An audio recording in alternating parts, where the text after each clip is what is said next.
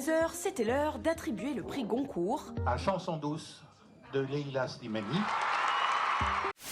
Jean-François Copé a eu le mérite de nous faire rire hier soir. Un vrai chauffeur de salle, le député maire de Meaux, a bien changé.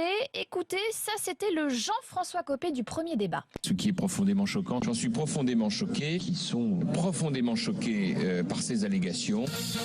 Alors attention, transformation impressionnante. Jean-François Copé ne s'est pas arrêté là, festival de lapsus. Enregistrement, un homme qui se présente comme Abou Bakr al-Baghdadi, le chef du groupe État islamique, a appelé ses partisans, les djihadistes, à résister et à tenir Mossoul alors qu'ils sont en plein combat dans la deuxième ville d'Irak contre les forces spéciales irakiennes. J'assume qu'il faut un gouvernement de choc avec des ministres de gauche, des ministres de droite et des ministres centristes, et surtout pas un ministre de gauche. Émission, donc voilà ce que dit François Bayrou. On m'a dit que je ressemblais à Richard Gere. Pour ceux qui n'auraient plus complètement en tête à quoi ressemble Richard Gere, on vous a remis quelques images. Regardez. Oh, mais non, mais c'est Richard pas très Gere. nu. C'est Richard Gere. Vous n'êtes pas habillé là. Pardon, c'est Richard.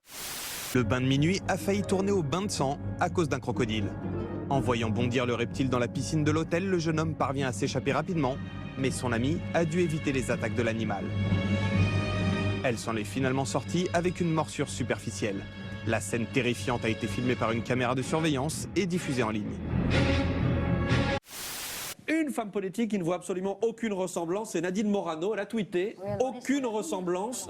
Je comprends mieux pourquoi Bayrou se fait des films. Gere nous a fait rêver, lui cauchemardé. » Lee Gaillard va s'enfermer dans une cage de la SPA de Montpellier le 11 novembre prochain pour une durée indéterminée.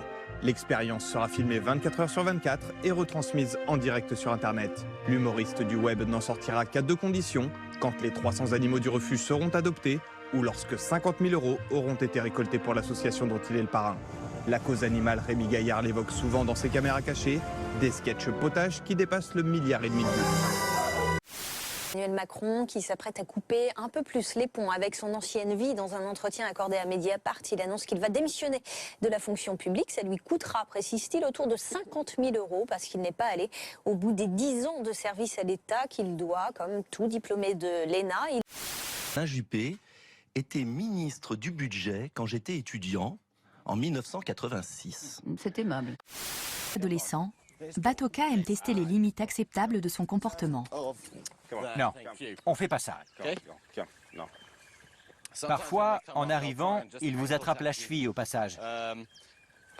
Lorsque nous ne permettons pas une de leurs attitudes, nous leur faisons comprendre par une réprimande.